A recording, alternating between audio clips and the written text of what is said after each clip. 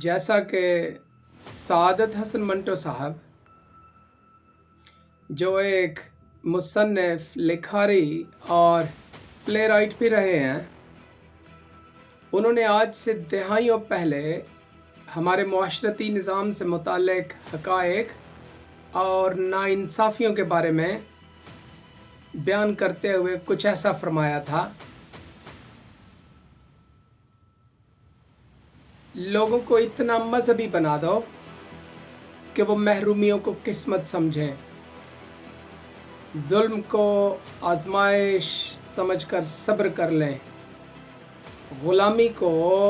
अल्लाह की मसलहत करार दें और कत्ल को मौत का दिन मुअय्यन समझकर चुप रहें। तो सवाल यहाँ पर यह पैदा होता है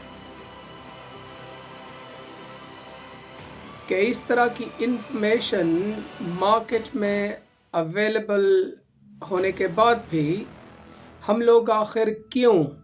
मुआशरती और इज्तिमाई तौर पर मज की बजाय कटा ही चोते रहे हैं। जब मैं हमारे मुआशरे में राइज इस बदसूरत निज़ाम के बारे में सुनते, देखते और तहकीक करते हुए फ़ौज के दज्जाली किरदार के बारे में मज़ीद से मज़ीद तर जानता जाता हूँ,